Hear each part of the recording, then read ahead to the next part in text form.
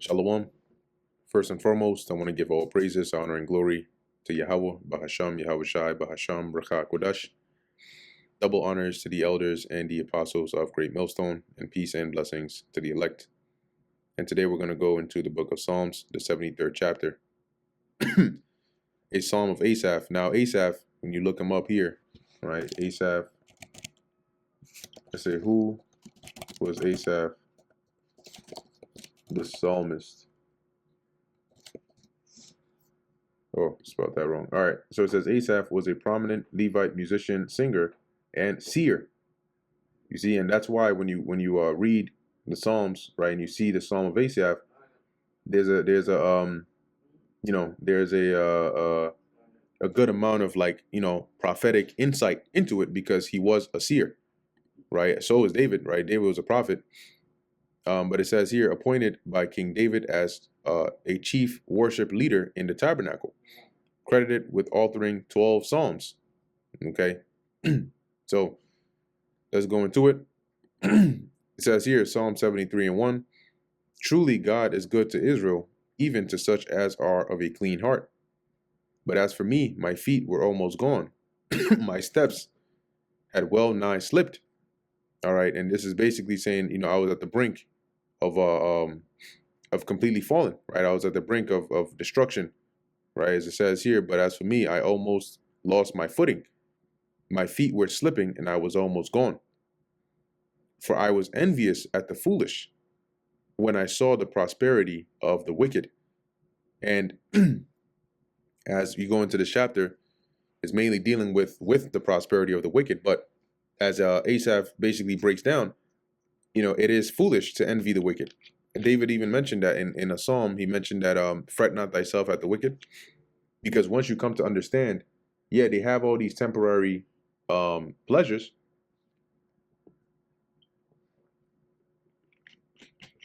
and it would seem as though they're not going through the struggles that we are, but we're the ones trying to do righteousness, right? And we're the chosen of the Lord. So what's going on here, right? What's happening here? What are we doing here? But when you understand what their end is, then, okay, it all makes sense. So he says here, right, the prosperity of the wicked, for there are no bands in their death. And who is the wicked? Malachi 1:3 will tell you that. But it says here, but their strength is firm. Now, all these benefits, these perks that are written concerning the wicked is temporary. Okay, it's all temporary because this is their world. This is their time to rule. Right? It says here, they seem to live, NLT, live such painless lives. Their bodies are so healthy and strong. You have some Edomites today. They live a long time. Okay, you got some that look super old. Now they don't. When they look super old, some of them are actually really old, 80s, 90s. You don't really see a lot of Jake living to that, especially here in Babylon, living that long. But once again, it's their kingdom, right? It says, verse 5, they are not in trouble as other men. So the things that we suffer and we go through, right? They don't go through that. You may wonder, yo, I'm like following this person's strategy. I'm like doing the things they do, but it just seems to work for them because this is their kingdom. Neither are they plagued like other men. So the things that we suffer, the troubles that we have to go through, the stress that we got to deal with, they don't have to go through that. They're living. It's like they're living lavish. It's like everything. They're just good. You don't got to work. You just all of a sudden, your father or your uncle or whatever, some CEO of some rich company, and then boom, you all set. You don't got to worry about what today they call white privilege. Everybody else is just like, yeah, get to the back of the line, buddy. But we'll find out why. And Asaph was upset.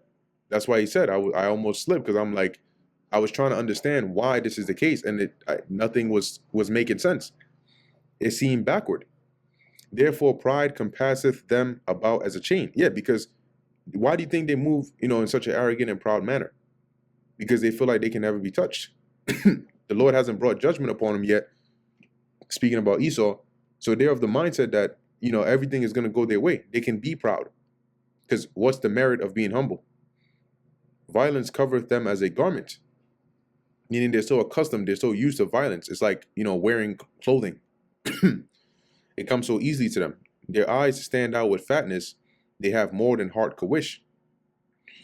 NLT, these fat cats have everything their hearts could ever wish for. Once again, because they're in their kingdom. So they have their consolation. They have riches, they have power, they have authority, they have status. I mean, now it's going down now. It's going down for real. But it's because they're losing it, because their kingdom is falling. And in fact, that's actually a sign of their kingdom falling. Anyway, they are corrupt and speak wickedly concerning oppression. They speak loftily. Okay? Why is that? Because they're wicked. Right? When we read up above, they're proud. They're not humble. They scoff and speak only evil. In their pride, they seek to crush others. See, concerning oppression, in this, some of them will even admit that this country, right, Babylon, was built upon the backs of oppression, and that it's still a system of oppression. And then they'll turn around and say, well, what's wrong with that? Basically, you got dealt the card, just deal with it. Get over it. Right? Concerning oppression, they speak lawfully. That's proud. They set their mouth against the heavens, right? To basically speak against the heavenly host, right? The Father and Yahushua and the angels. And their tongue walketh through the earth. Okay, let's read that here in the NLT. They boast against the very heavens, and their words strut throughout the earth. Okay, it says here in the NIV, their tongues take possession of the earth. So, they basically say whatever they want, everywhere, anywhere, because they feel like they're in the power seat, which they are, to a degree, for an extent, or for a time period. Therefore, his people return hither, and waters of a full cup are wrung out to them. All right, it says here, and so the people are dismayed and confused, drinking in all their words. See, and that's because they're in this position. So they can spread that confusion, right? You got people following the things that they're saying and pushing because they have the power to push that on them. And they say, how doth God know? And is there knowledge in the Most High? That's a part of them speaking, highly against the Lord. It says, what does God know? They ask. Does the Most High even know what's happening? In fact, it mentions in the scriptures they didn't consider the latter end, right? When they were committing all these atrocities, especially putting the Lord's people in captivity. That's that saying, right? Is the Most High even know what's going on here? Behold, these are the ungodly who prosper in the world. They increase in riches. So really, if you're looking at the world today, you're wondering why it is the way it is. Read Psalm 73. It'll explain to you why people that do so much wickedness have so much power. Why is Amalek, the the little hats, why are they in such authority? Aren't they guilty of all this, stuff that's going on in the world that's not good? So why do they prosper? Right? Why do they increase in riches? Verily, I have cleansed my heart in vain and washed my hands in innocency. So he's saying, it seems like, remaining righteous and clean and being innocent was all in vain. If this is what it takes to be to be prosperous in the world, if the ungodly are going to prosper, what's the point in being godly and being holy? For all the day long I have been plagued and chastened every morning. Right? I get nothing but trouble all day long. Every morning brings me pain. I'm suffering here to make sure I'm continuing to do righteousness, and they're just being wicked and boom, flourishing. If I say I will speak thus, behold, I should offend against the generation of thy children. Right? It says here, if I had really spoken this way to others, I would have been a traitor to your people, because then it would have sounded like you're against righteousness. You're in support of wickedness. When I thought to know this, it was too painful for me. And that's it says here. So I tried to understand why the wicked prosper, but it was a difficult task, right? Or what a difficult task it is. That's why going up to the first few verses, he said that I had almost, right here, right? My feet were almost gone. My steps had well nigh slipped. Because he was wrestling with this, trying to understand, what's happening here? What are we doing here? Until I went into the sanctuary of God, then I understood their end. And the sanctuary of God is where you get the truth. It's where your eyes are open. So here he's saying when my eyes were open, when the Lord gave me the understanding of why, then I understood their end. Okay? Prophecy explains to you what is going to be their end. And when you see their end, it doesn't matter how prosperous they are right now, you are not going to envy them. Trust and believe. Surely thou didst set them in slippery places. See? So if somebody is set in a slippery place, what does that mean? It's only a matter of time before they fall. And that's the position the Lord set up Esau, right? It's the position he set up the wicked and the ungodly. They're literally on slippery places. Any day now, they could take the wrong step and bam. And thou castest them down into destruction. That is their end. How are they brought into desolation? As in a moment. See, quickly, just like that. How should I say? I beheld Satan falling as lightning. Revelation 18, it says what? In 1 hour. Is so great riches come to naught. They are utterly, and that's in Revelation 18, it's talking about the destruction of Babylon, which is a major part of the empire of Esau, who are the ungodly. See? It says here, as in a moment, they are utterly consumed with terrors. So just like that, instantly, and that the terrors are the judgments the Lord is going to bring upon them in destroying their kingdom and putting them in captivity. As a dream when one waketh, so, O Lord, when thou awakest, thou shalt despise their image. So he's saying it's going to be like a dream, that when you wake up from, that's how it's going to be, Lord. When you wake up and you see their, their wickedness, you're going to despise it. NLT says, when you arise, O Lord, you will laugh at their silly ideas as a person laughs at dreams in the morning. Thus my heart was grieved and I was pricked in my reins. See, so now he's like, damn, I felt like, I was grieved to at some point think, to be envious at the wicked. Okay, at the prosperity of the wicked. See, so foolish was I and ignorant. I was as a beast before thee. He's like, damn, I must have been looking like a fool. Right?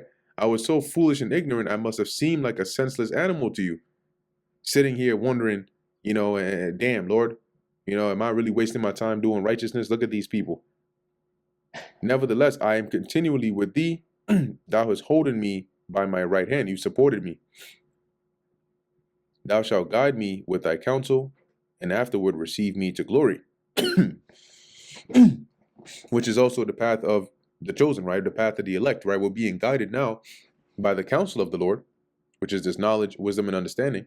And what's going to happen after that? If we continue in it, we're going to be received to glory, right? And that's the salvation.